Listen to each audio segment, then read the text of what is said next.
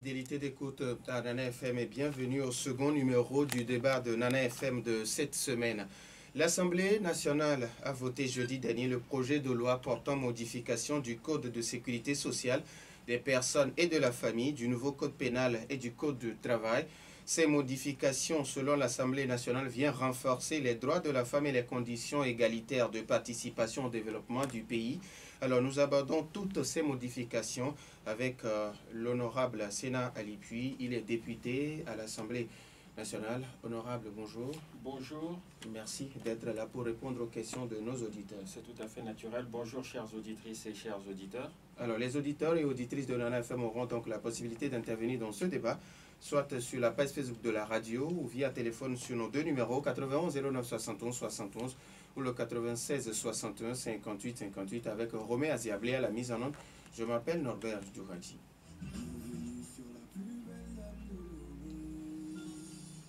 Une fois encore, merci pour votre fidélité d'écoute à Nana FM. Alors, je le disais dans mes mots introductifs que l'Assemblée nationale a voté jeudi dernier le projet de loi portant modification du Code de sécurité sociale des personnes et de la famille, du nouveau Code pénal et du Code de travail. Alors, comment est-ce que ces modifications opérées viennent-elles renforcer le droit de la femme et les conditions égalitaires de participation au développement de notre pays? Merci beaucoup Norbert pour cette question pertinente. Avant tout propos, c'est un devoir pour ma part, c'est un devoir de mémoire, un devoir de reconnaissance. Je nous inviterai à observer une minute de silence en mémoire de mon père, de mon frère, d'un ami décédé le 14 novembre 2020, l'honorable André Kwasi Ablom Johnson, troisième vice-président de l'Assemblée nationale, député de la circonscription des Lacs, de regretter mémoire. Donc je vous prierai d'observer une minute de silence.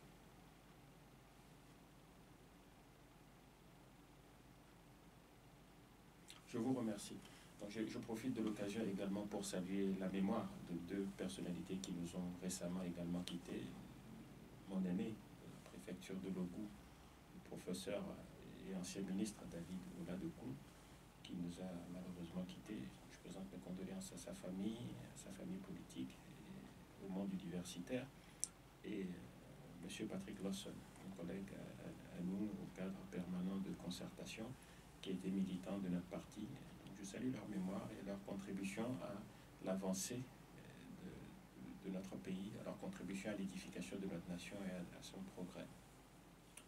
Donc pour revenir à votre question, les 4 projets de loi qui ont été adoptés, je précise d'emblée que je n'étais pas là. Je suis rentré hier, donc je n'étais pas là au moment où ces projets de loi ont été adoptés. Néanmoins, je les ai étudiés comme tout député. Et nous avons donc participé à tout ce qui s'est fait autour de ces textes-là, même à distance. Et je commencerai par dire que éduquer une femme, c'est éduquer une nation. Ça, c'est un proverbe qui est bien connu.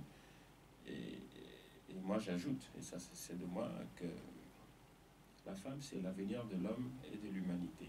C'est ma conviction et nous travaillons dans ce sens-là pour donc promouvoir les femmes. Et tout ce qui peut toucher à faire avancer les femmes, nous le faisons. Alors, les 4 projets de loi, les modifications qui ont été apportées à des textes existants visent à protéger davantage les femmes, notamment sur les questions de violence en milieu familial, sur les questions de la garde des enfants lorsqu'il y a des problèmes, sur les questions des licenciements et des avantages auxquels ont droit les femmes en période de grossesse, les questions de harcèlement, les questions de discrimination. Donc tout cela vise à améliorer l'existant. Donc ce n'est pas une énorme révolution qui a été faite, mais c'est un pas en avant. Et comme opposition, nous avons estimé qu'on pouvait faire plus. Mais bon, nous prenons ce qui est offert et nous continuons à travailler pour proposer que plus ce soit fait et que un jour, lorsque le peuple aura décidé qu'il y a une autre majorité, on puisse faire d'autres pas. Mais pour le moment, nous continuons à faire le plaidoyer pour le cas de la femme. Mais nous ne sommes pas insatisfaits de notre situation, hein, parce qu'il faut être honnête et reconnaître quand même que nous avons 11 femmes au gouvernement, à près du tiers. Nous avons 17 femmes au Parlement. Et les 2 premières personnalités de notre Assemblée nationale sont des femmes. C'est-à-dire que la présidente de l'Assemblée nationale et la 2e vice-présidente, qui sont tout aussi compétentes que belles, vous en conviendrez. Et notre ministre des Finances au Parlement également, c'est une femme, c'est-à-dire celle qui s'occupe des questions de questions. Donc c'est pour vous dire le rôle clé que jouent les femmes au Parlement Et c'est ce rôle-là que nous voulons continuer à voir les femmes jouer dans la société togolaise. Vous voyez. Donc, on ne va pas beaucoup passer de temps, étant donné que je suis légèrement en retard. Comme opposition parlementaire, au-delà d'avoir apporté notre soutien à ce texte, et je pense que nous l'avons également mentionné lors des discussions, il est important pour nous qu'on ouvre un débat sur le statut de la femme au Togo, pour lui permettre de jouer un rôle plus important. Il faut revoir la question de l'accès aux femmes à la propriété foncière. C'est une question qui est importante pour nous comme parti d'opposition. Il faut également revoir le statut des femmes et des orphelins. Donc c'est des questions, quand le mari décède, ça devient tout un drame. Il ne faut pas qu'au-delà de la perte d'un être cher, s'ajoute un drame économique et social parce que les droits de la femme ne sont pas suffisamment protégés. Des frères qui veulent venir prendre la maison, donnent 3 mois ou 36 mois ou je ne sais pas quoi. Pour nous, tout cela, il faut vraiment faire de la place aux femmes et leur donner une position qui puisse leur permettre de jouer ce rôle. Vous savez, dans une étude économique, il y a un joli papier, il y a 2 papiers que je vais vous recommander pour terminer, pour qu'on n'abuse pas du temps, puisqu'il y a d'autres questions, j'imagine. Il y a 2 papiers que je vais vous recommander pour lecture, et les auditeurs aussi peuvent les lire, pour pouvoir voir que lorsqu'on fait la promotion de l'équité entre les hommes et les femmes, cela a un impact positif sur la croissance économique, et qu'une étude qui a été effectuée également par l'Organisation internationale du travail sur 13 000 entreprises dans 70 pays révèle que vous avez plus de 30% de femmes dans les positions de commandement. Cela permet de faire progresser sensiblement des choses. Donc les 2 papiers que je vous invite à lire, vous pouvez les trouver sur Google. Le premier, c'est Women in Business Management, The Business Case for Change. C'est un document qui est sorti en mai 2019 de l'Organisation internationale du travail, ILO, donc que vous pouvez consulter. Et vous pouvez également lire le papier Progress and Evolution of Women Participation in Production and Business Activities in South America. C'est un très joli papier de Béatrice Avolio et de Giovanna Di Lora qui vraiment vous montre que c'est des études scientifiques qui montrent que plus on met les femmes dans des positions de commandement et qu'elles occupent d'espace là où se prennent les décisions, plus on avance. Et je terminerai en réitérant quelque chose pour lequel je me bats depuis que je suis à l'Assemblée. Il nous faut vraiment une commission chargée de la question de la femme pour revoir le statut de la femme qui va conduire des audiences dans le pays et écouter les femmes de tous les statuts et revenir avec des recommandations qui vont être mises en œuvre. Vous savez, au Canada, en 1967, ils ont mis en place la commission Byrd. Vous pouvez faire la recherche sur Google aussi, il y a des études là-dessus. Bon, moi, c'est pendant mes études que j'ai eu à avoir affaire à ça. Et cette commission, pendant un certain temps, a écouté toutes les femmes du pays pour voir quels sont leurs problèmes, quels sont leurs besoins, de quoi elles ont vraiment besoin, et a déposé ça sur la table du Premier ministre qui les a exécutés. Et cela a permis d'améliorer l'équité salariale, cela a permis de vraiment changer le statut de la femme. Et nous sommes passés au début des années 60 d'une proportion de 3% des femmes managers dans l'administration publique à plus de 40% dans les années 90. Et on a même une femme première ministre. Alors nous avons déjà une femme première ministre, président de l'Assemblée nationale, bonne présence au gouvernement et tout cela. Nous avons maintenant besoin de faire plus pour ces femmes qui, tous les jours, je vois quand je fais le sport le matin, balaient, font de la nourriture, essaient de boucler le budget. Nous devons maintenant faire des choses qui touchent ces femmes-là, promouvoir ces femmes-là, leur donner suffisamment de ressources pour qu'elles puissent s'occuper de leurs enfants, surtout quand le mari n'est pas là. Alors, donc j'ai été un peu long, la question de la femme est très importante pour moi. Et comme vous savez, toutes les femmes sont des reines, hein, donc on devait prendre le temps qu'il fallait. Voilà, on tend déjà vers la fin de l'année. Quel bilan vous dressez de vos activités à l'Assemblée nationale, surtout pour cette année 2022? Bon, alors au niveau de l'Assemblée, nous sommes toujours dans la moyenne. Hein. D'ici la fin de l'année, on aura adopté plus d'une vingtaine de textes. Et je dirais que comme politique, comme député, moi cette année, j'avais 3 objectifs. D'une part, la mise en place d'un cadre permanent de dialogue, donc l'exécution des conclusions de la CNAP. D'autre part, il y a la question de la vie chère. Et bien entendu, vous avez aussi une préoccupation qui est plus d'ordre interne qu'autre chose, qui est l'organisation d'un congrès au sein de notre parti. Mais nous avons, au niveau parlementaire, contribué à voter un ensemble de textes qui permettent de renforcer tout ce que nous avons comme arsenal au niveau sécuritaire. Et nous avons mis en place, nous avons beaucoup travaillé sur le terrain. Donc le bilan, en gros, je dirais qu'il est satisfaisant, comme pour nous, comme députés. tant sur le travail parlementaire que dans le travail sur le terrain. Et j'ai bon espoir que d'ici la fin de l'année, lors de la discussion budgétaire que nous aurons, qui va être difficile, nous puissions arracher un maximum de, de, de concessions de la part du gouvernement pour la population. Vous savez, le chef de l'État a pris un certain nombre de mesures en septembre. Nous estimons qu'il faut faire plus, nous estimons qu'il faut faire mieux. Nous disons merci pour ce qui a déjà été fait, mais l'essence est à 700, la vie coûte cher à Lomé, la vie coûte cher, la vie est difficile pour les gens, donc nous devons trouver des moyens pour continuer à les pousser. Et eux-mêmes, ils travaillent dans ce sens. Mais nous, notre job, c'est de les critiquer, donc nous devons venir avec des propositions qui vont permettre d'améliorer le panier de la ménagère. Et c'est ce que nous allons faire dans le cadre de l'exercice budgétaire qui arrive, pour que le budget de 2023 soit un budget social qui puisse permettre de soulager les populations. Donc, augmentation du salaire, des salaires encore, SMIC à 50 000, pourquoi pas? C'est des questions qu'il faut vraiment étudier parce que, bon, je ne sais pas pour vous, hein, pour nous, nous trouvons que la vie coûte cher à Lomé. Je ne sais pas pour vous peut-être, mais... Donc, nous allons continuer à travailler dans ce sens-là et pour moi, le bilan est satisfaisant. Et je tiens à saluer, pour terminer, donc, le président de notre groupe parlementaire, l'honorable Agbanou Komi, pour son leadership au sein du Parlement. Il a réussi à garder les députés unis. On a fait beaucoup de travail de terrain ensemble. Et j'espère qu'on va continuer à mieux vous servir l'année prochaine. Alors, honorable, vous êtes député de l'Union des forces de changement à l'Assemblée nationale. Depuis un moment, on constate que les responsables de l'UFC ne parlent plus d'une même voix. Certaines personnes parlent même de fissures qui conduisent inexorablement le parti vers une dislocation.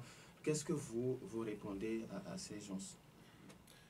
Avec votre permission, hein, et sans me dérober à la question, nous sommes à 48 heures de la fin du recensement. Est-ce qu'il serait possible que... Non, parce que j'aurais préféré qu'on parle des choses qui concernent les Togolais ou qui intéressent les Togolais plutôt que des histoires de Winnie l'ourson qui est pris avec la main dans le pot de miel et qui vous dit que c'est pas du miel et qu'il est innocent. Ça dépend de vous. Alors, on reviendra sur la question de recensement. On laissera suffisamment de temps pour revenir sur le recensement. D'accord, il n'y a pas de problème. Alors, il n'y a pas vraiment de problème au niveau de l'UFC. Nous sommes un parti démocratique et lorsque je suis arrivé en 2017, j'ai constaté beaucoup de dysfonctionnements. Parce que j'ai fait un audit organisation. Vous savez, j'ai aidé à restructurer plusieurs entreprises. Et donc, quand tu arrives, la première chose que tu regardes, c'est comment va-t-on? Comment va le patient? Alors, en 2017, j'ai constaté que nous sommes déjà en retard de 2 congrès. Donc, il faut faire un congrès, puisque c'est tous les 3 ans qu'on fait le congrès pour renouveler le bureau. J'ai constaté également que sur 31 membres élus au congrès du 12 août 2010, il n'en reste qu'une quinzaine, ou à l'époque 17 ou 18. Donc, il en reste à peu près à la moitié. Les autres sont morts, d'autres ont quitté. Donc, le bureau est incomplet. Son mandat est expiré. Et j'ai également constaté que, au niveau de la gestion des finances, c'est fait de façon artisanale. C'est le style familial, quoi. Fais ça pour moi, fais ça pour moi. Sinon, nous sommes une organisation sérieuse qui aspire à gérer l'État togolais. Il nous faut un budget, il nous faut une chaîne de commandement claire où il y a un ordonnateur. Comme nos statuts le prédisent. Alors, j'ai revu nos statuts et tout ça. Là, on a des provisions pour ça.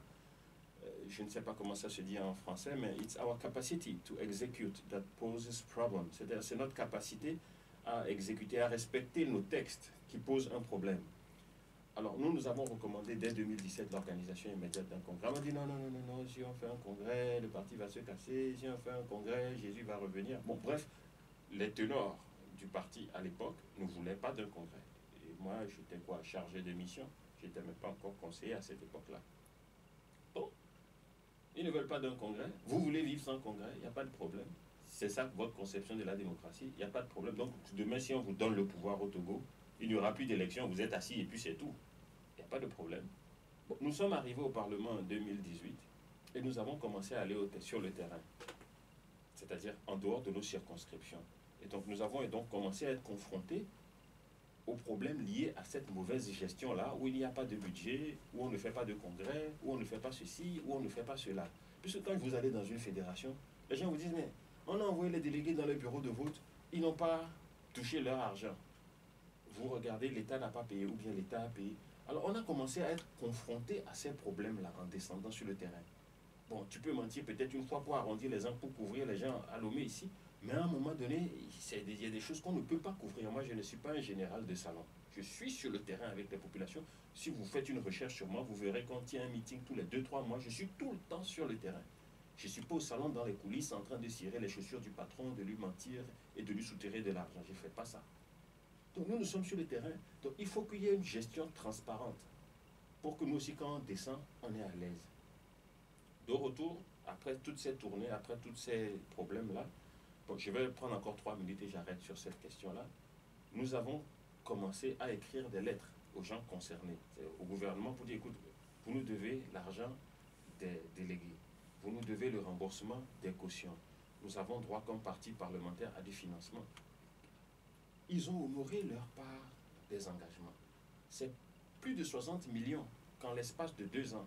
C'est moi-même qui ai écrit les lettres, ce n'est pas quelqu'un d'autre. Vous me demanderez, mais est-ce que je suis trésorier? Non, je suis conseiller spécial. Mais si je participe directement à des négociations politiques, ce qui fait qu'il est plus facile que je règle un certain nombre de problèmes. C'est plus de 60 millions qu'on a pu mobiliser pour le parti. Donc pour rembourser les cautions aux gens, les perdiennes de nos délégués dans les bureaux de vote, aux législatives, aux locales. Tout ça là, on a fait ce travail, on accumule l'argent. Et puis on ne voit pas la couleur de l'argent. Les gens disent, mais notre argent? Quand tu parles, tu arrives au bureau. Ah, moi je suis ceci, c'est nous qui avons créé le parti, c'est nous qui avons signé les jugements, moi j'ai rien à foutre de tout ça. Faites un congrès pour renouveler votre mandat si les gens veulent de vous, et s'ils ne veulent pas de vous, d'autres viendront, et puis on continue à travailler en gérant correctement. Pour que nous, quand on descend sur le terrain, on soit à l'aise. Non, un congrès, ça va casser le parti, l'argent comme ci, l'argent comme ça. Bon, tout ça là, pour finir, pour constater qu'on a détourné 14 millions. Pour ne pas dire plus.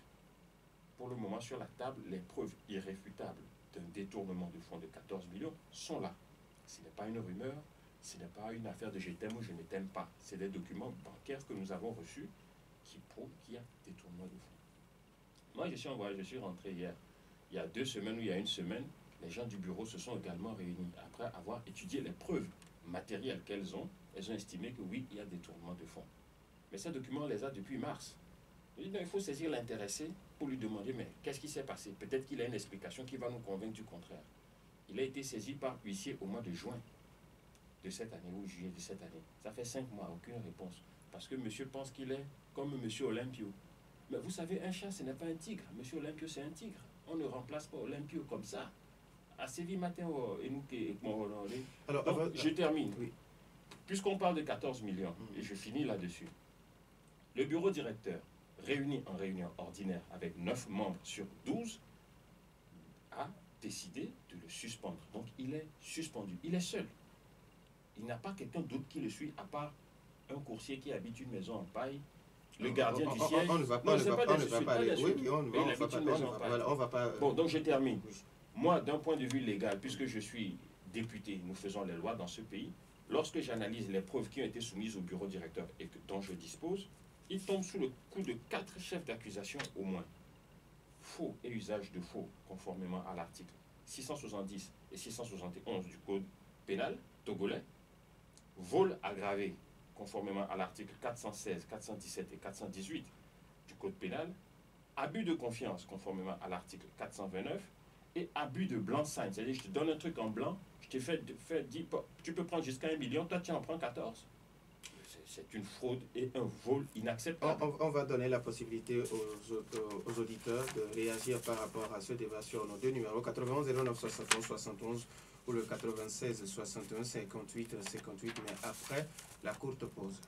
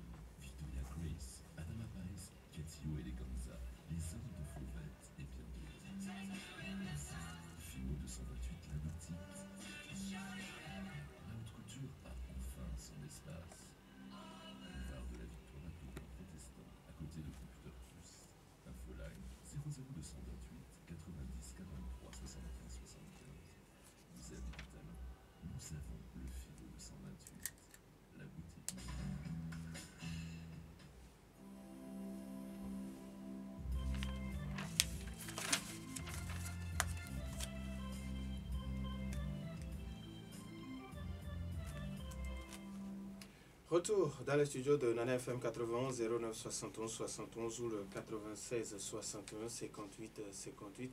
Les auditeurs ont maintenant la possibilité sur ces deux numéros.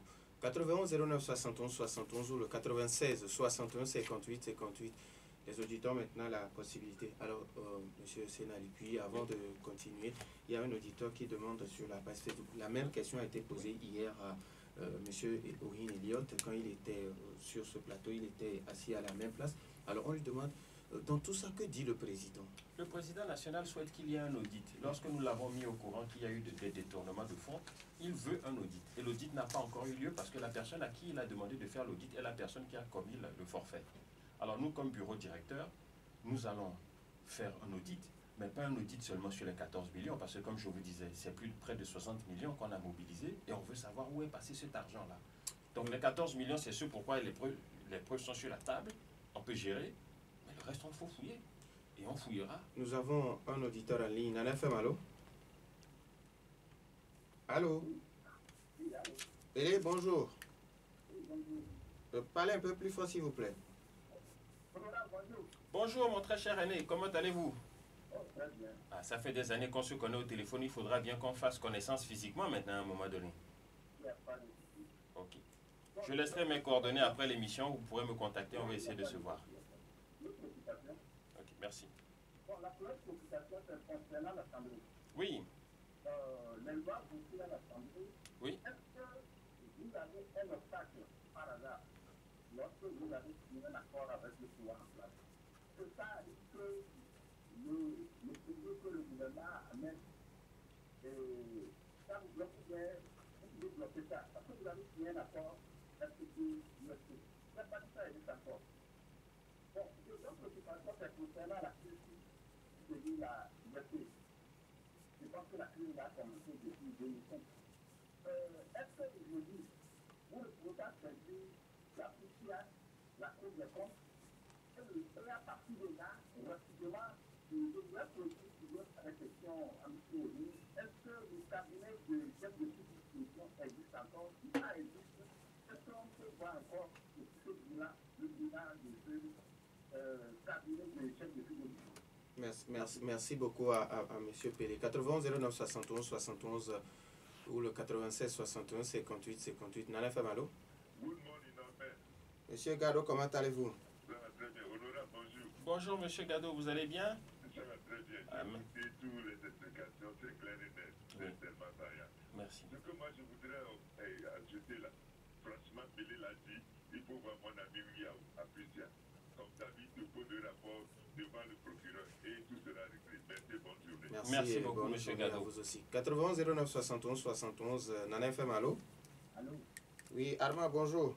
Bonjour, mon frère. Oui, comment allez-vous? Je me porte bien. Allez-y, on vous écoute. Bonjour à nos invités. Bonjour, monsieur Armand, vous allez bien? Il faut dire que vraiment, j'apprécie vraiment le travail que les députés abattent au niveau de l'hémicycle. Parce qu'on a actuellement des patriotes, bien que ayant des opinions différentes, ils luttent pour que le peuple puisse avoir. Mais vraiment, j'insiste, comme le député, l'honorable vient de le dire, il faut vraiment appuyer encore. Parce que les gens sont durs pour la population. Il faut vraiment encore mettre des mesures pour atténuer tant soit peu les souffrances dans les ménages.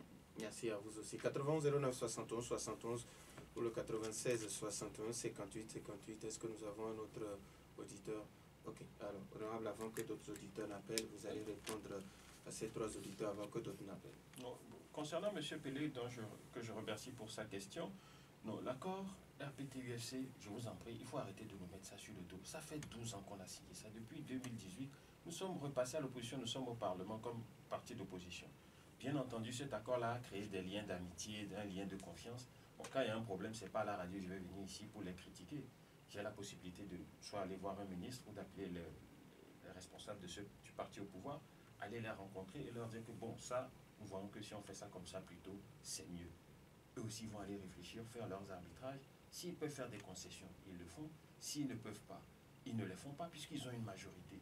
Et on essaie de se gérer sans vous déranger. Nous, ce que nous souhaitons, c'est que la classe politique vienne vers les populations avec des solutions vos problèmes. C'est-à-dire que nous estimons que nous sommes responsables, opposition comme pouvoir, de régler les problèmes de vie chère. Ce n'est pas que nous n'avons pas le pouvoir, donc on s'en fout, on va seulement insulter les gens qui ont le pouvoir, qu'ils ne font rien. Nous aussi, la vie chère nous affecte.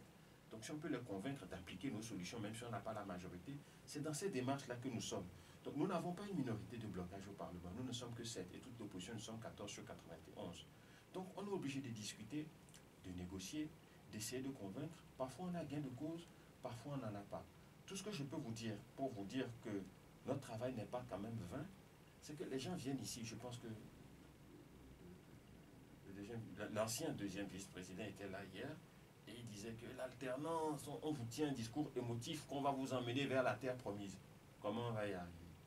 Sans aller à aucune élection, vous êtes en politique depuis 30 ans, vous n'avez jamais été ni aux législatives, ni à la présidentielle, ni au local. Vous êtes tout le temps au salon l'alternance, l'alternance. Nous sommes allés sur le terrain, nous mouiller le maillot. On a mis notre argent dans la campagne. On est au Parlement là-bas et c'est nous qui avons fait les réformes qui limitent le mandat présidentiel à 2. Qui font que même si ce n'est pas nous qui avons le pouvoir demain, ça peut être quelqu'un d'autre parce que le mandat est limité. Ça, c'est un pas concret vers l'alternance. Donc c'est ce que je suis en train de dire, que nous ne sommes pas dans les sentiments, raconter sa vie, nous sommes dans les faits. Tout ce que je vous dis, je peux le prouver.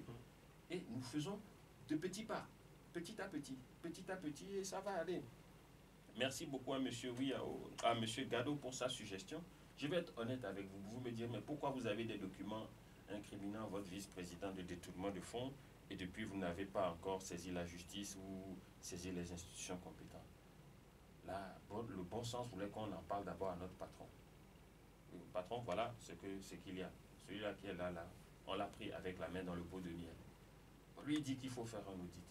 Bon, on interroge la personne incriminée. On l'a saisi par huissier. On dit, voilà, mon ami a constaté que tu as fait ces mouvements de fonds là avec ton ami ou on ne sait même pas qui là. Vous êtes parti ouvrir un compte en notre nom sans nous aviser. Tout un parti politique.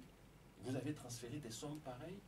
Il y a eu du faux et d'usage de faux. C'est-à-dire que, puisque pour encaisser un chèque, il faut une autorisation. Il a expliqué hier. C'est des explications fausses. Puisque je suis en train de vous expliquer que l'autorisation qu'ils ont obtenue pour que le chèque puisse passer ou les choses puissent se faire, c'est un faux document. C'est-à-dire que, bon, il y a 5 personnes qui ont accès au compte email du président national, puisqu'il a 86 ans. Ce n'est pas lui-même qui va sur son email tous les matins. Des gens qui ont intérêt à mettre la main sur son argent pendant que lui, il a intérêt à mettre la main sur son parti, l'ont aidé dans cette fraude. Et de toutes les façons, moi je suis content, il dit qu'il va à la justice. Alléluia. Ce dont nous on avait pitié pour lui, qu'on ne veut pas que ça se termine mal, pour lui il n'a qu'à ramener l'argent. Lui-même il dit qu'il est fâché, il va à la justice. Bon.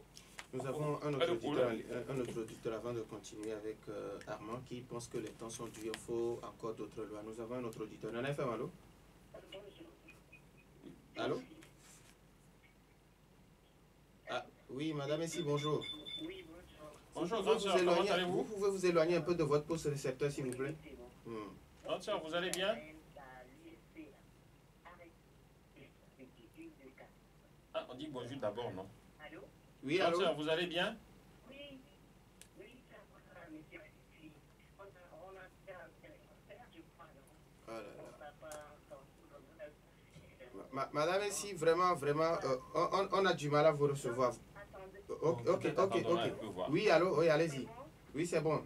Oui, je voudrais dire à l'IRC. Oh là là, ça ne va toujours pas, ça ne va toujours pas. Vous pouvez nous ramener, je vous donne quitus, vous pouvez rappeler. Allô? Oui, allô, ok, Je vais me déplacer. d'accord. Voilà, j'ai dit à l'IRC, c'était un ridicule de 14-15 millions. Devant un régime, ce n'est qu'un pipi de chat, de régime qui veut jamais alterner. Et pourquoi? À cause de l'argent. Quand on ne sait pas combien de millions par minute pour qu'on soit fait pour lui. Et durant 60 ans, après ça, Alors, on a du mal, j'ai du mal vraiment à recevoir ce que dit madame ici. Nous avons notre auditeur en ligne, Nana FM Allo, mais j'ai compris une partie de sa question. Nana FM Allo? Oui, alors bonjour. Massa Dadido, comment allez-vous? Ça va bien, merci. Et donc, hier, je vous avais fait une suggestion à propos du problème qui se pose au niveau de l'UFC. Je vous avais demandé de ne plus poser des questions aux membres de ce parti, parce qu'on ne comprendra rien. Chacun viendra dire la vérité. il faudrait que cela se tranche au niveau des tribunaux et que de là, on sache qui dit vrai et qui dit faux. Et deuxièmement, et pour l'honorable, je voudrais lui faire une suggestion. À l'entame, il a parlé du problème des femmes. Il faut mettre les femmes un peu partout pour que ça marche. La charité bien ordonnée commençant par soi. J'espère que la prochaine fois législative, tous les députés qui seront élus au niveau du Merci seront des femmes. Merci, bonne journée. Merci et bonne journée à vous aussi. Je pense qu'on ne va plus donner la possibilité aux auditeurs. Alors, honorable, vous avez maintenant la parole. Je vais commencer par mon frère, que j'aimerais bien connaître éventuellement, hein, Monsieur Mas, qui veut m'envoyer à la retraite. Il dit qu'il faut que toutes les femmes... Bon, il faut bien faire de la place aux femmes. Ça ne dérangerait même pas qu'elles soient en majorité, mais de là, nous renvoyer à la retraite, bon, c'est vrai que qu'est-ce que nous faisons les hommes? Quand vous voyez les conflits qu'il y a, c'est les hommes. Hein. On est en train de se quereller. On parle de l'UFC, là. C'est 2 hommes qui se querellent ou 3 hommes qui se querellent. Les femmes ne sont pas dans ces conneries-là. Merci beaucoup pour son conseil, que cette affaire aille au tribunal. C'est pourquoi je ne veux pas perdre beaucoup de temps avec cette histoire. Laissons-la dormir. Comme celui même qui a mis la main dans le pot de miel dit qu'il va en cours, avec plaisir. On ira voir ce qu'il va expliquer. Comment il va expliquer à un juge qu'un parti politique qui a un bureau de 12 membres, toi tout seul, avec quelqu'un qui n'est même pas dans le bureau, vous allez ouvrir un compte, vous transférez notre argent dans ce compte-là et vous l'opérez, et je ne sais pas. Bref, je ne sais pas si c'est des cours du soir, je ne sais pas quelle école ils ont fait, on laisse ce sujet-là. La justice va s'en occuper. Il y a Pelé qui demandait où est-ce qu'on peut trouver le cabinet du chef de file de l'opposition. Alors, le cabinet du chef de file de l'opposition, s'il n'est pas encore ouvert au public, c'est un peu ma faute, parce que nous avons eu tout ce qu'il fallait de la part du gouvernement pour ouvrir ce cabinet-là. Et on avait même trouvé un local à Agua ici. On a commencé les procédures au niveau de l'administration pour que les baux soient signés, pour qu'on puisse être doté de ce bureau-là.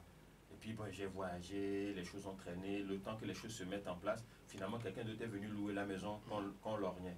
Et donc, il faut reprendre tout le processus. Et nous sommes au milieu de ce processus, et je pense que d'ici janvier-février, on aura un local et qu'on va l'inaugurer officiellement. Pour ce qui est du reste, le CFO a un cabinet d'à peu près 25 personnes dont l'État doit pouvoir aider avec une prise en charge pour certains. Et pour certains, la prise en charge est effective. Donc de temps en temps, vous voyez des communiqués. Donc c'est une institution que nous sommes en train de créer et de mettre en place. Elle existait déjà, mais nous sommes en train de la structurer et de faire en sorte que que ce soit nous qui l'occupions à nouveau ou plus, ou parce qu'on a mieux ou on a pire, que celui qui arrive trouve une institution fonctionnelle qui fonctionne avec un staff, comme les autres institutions, comme la RAC, comme la Cour constitutionnelle. Donc nous sommes en train de faire ce travail-là, et le secrétaire général de notre parti, M. Edouard Messan Assiakole, qui est également directeur de cabinet du chef de file de l'opposition, j'espère que vous l'inviterez peut-être en début d'année prochaine pour lui laisser le temps de finir le travail de fond qu'il est en train de faire maintenant. Il aura des choses à vous présenter, à vous dire un peu qu'est-ce qui a été fait, qu'est-ce que nous avons fait ensemble depuis tout ce temps-là. C'est un monsieur qui est plutôt discret, travaille dans l'ombre, très efficace, ce n'est pas celui qui va sur les radios, mais bon, il viendra vous parler des résultats qu'ils ont obtenus dans le travail qui se fait là-bas. Alors maintenant, on va revenir au recensement, initialement prévu pour finir le 12. On a prolongé de 4 jours, alors vous voulez inviter les populations togolaises à aller se faire recenser? Absolument. Lorsque nous sommes entrés en fonction en janvier 2019, il y a une de nos préoccupations était qu'il y ait un recensement, parce que pour nous, 2020 devait être l'année du recensement, puisque 10 ans. Bon, on a commencé donc déjà ce plaidoyer-là, les ministres nous ont rassuré qu'on cherche des partenaires, c'est en cours, ça va dire peut-être. Bon, 2020, Covid est venu nous trouver, donc on ne peut pas faire le recensement en plein Covid. Bon, comme opposition, nous, à ce moment-là, nous avons dit, mais justement, tant mieux, puisqu'on a le couvre-feu, tout le monde est à la maison, c'est le moment idéal pour compter les gens. Mais bon, comme c'est une maladie qui est très contagieuse, on ne va pas non plus envoyer les agents se faire contaminer potentiellement par des gens à la maison.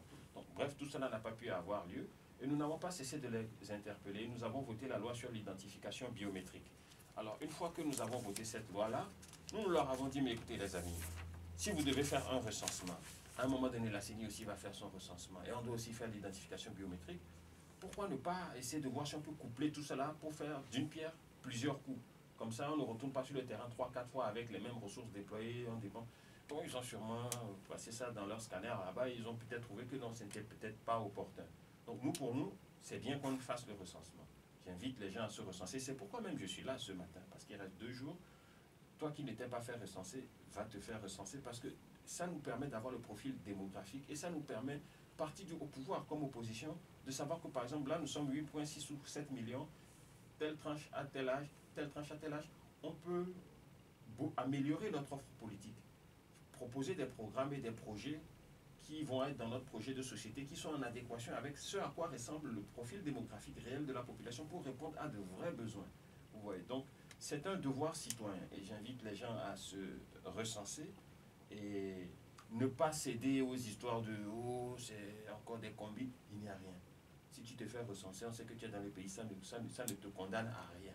Et au gouvernement, pour dire que ce n'est pas assez, nous attendons l'identification biométrique parce que nous avons d'une part une menace sécuritaire au nord. Nous avons la crise sanitaire. Bon, maintenant, nous avons 15 cas actifs, je crois, aujourd'hui.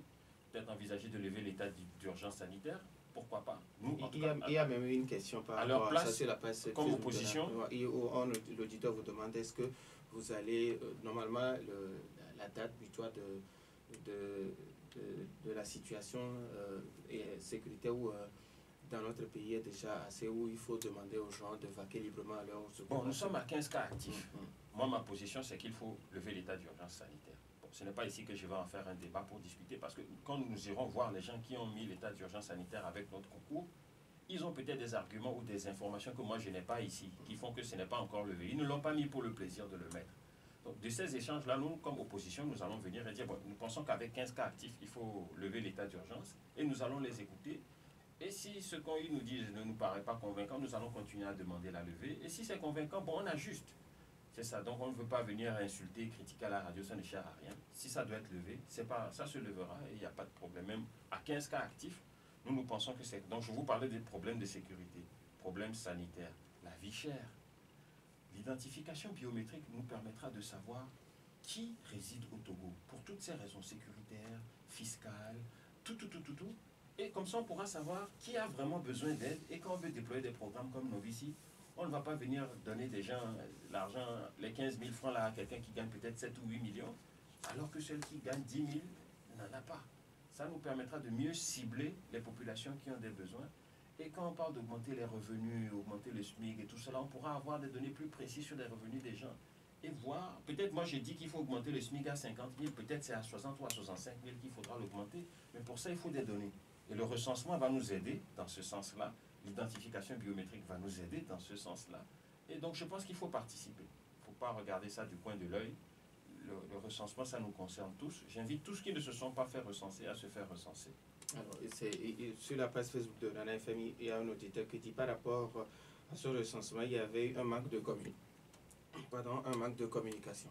C'est possible. Comme je vous dis, je n'étais pas là. Moi-même, je dois me faire recenser. Je suis rentré hier. Donc, c'est possible, mais en tout état de cause. Au lieu, par exemple, que j'aille me promener partout dans la ville aujourd'hui, j'ai trouvé qu'il était plus efficace pour moi de venir à la radio. Donc, le message touche un grand nombre de personnes. C'est dans votre intérêt de vous faire recenser. Ne regardez pas ce que... Comme toute œuvre humaine, elle est perfectible. Mais ne regardez pas les insuffisances. Allons à l'essentiel qui est qu'on doit se faire recenser. Donc, faites-vous recenser. Et puis, au fil du temps, on va corriger ce qui aurait pu être mieux fait. Alors, il nous reste pratiquement 30 secondes si vous avez un message à l'endroit de la population. Avant le message à la population, au début d'émission, j'ai salué la mémoire de notre frère, Feu André Johnson. Avant de terminer, on a l'ambassadrice de France qui quitte le pays, j'aimerais publiquement la saluer et saluer le travail qu'elle a fait ici. Ils nous ont beaucoup aidés par des temps difficiles, notamment en contribuant aussi. Vous savez que la France a contribué au programme Novici, je crois à hauteur de 2 milliards et quelques, et il nous appuie dans plusieurs domaines. Donc je tiens à la saluer et à la remercier pour le travail qu'elle a fait pour raffermir la coopération entre la France et le Togo. À mes amis togolais, je dirais, à mes frères du Togo, je dirais, faites-vous recenser, faites-vous recenser, faites-vous recenser. À nos amis du parti, nous avons trop de problèmes dans le parti, on ne peut pas tout régler. C'est pourquoi le 12 août, j'ai lancé un appel pour qu'on tienne un congrès. Une nouvelle équipe va clarifier la situation financière, faire le ménage, et 50 sur 54 fédérations consultées ont adhéré à cet appel. Ils ont signé un document disant qu'ils soutiennent cet appel-là, ils veulent un congrès. L'ensemble du bureau directeur aussi veut un congrès. Donc nous allons aller voir le président national à Paris et lui dire que bon, on a suspendu son vice-président pour vol, mais maintenant il faut faire un congrès. pour remettre les choses en ordre. Parce que 12 ans sans congrès, c'est cette mauvaise gouvernance-là qui amène ces conneries-là. Donc, c'est un peu ça. Donc, je vous remercie pour le temps. Et j'ai été un peu long. Hein. Nous disons merci à l'honorable Sénat Alipuy, député du UFC à l'Assemblée nationale. Merci également aux auditeurs pour leur fidélité d'écoute à Nana FM, fin de ce débat mis en ordre par Romain Aziablé. Bonne suite de nos programmes.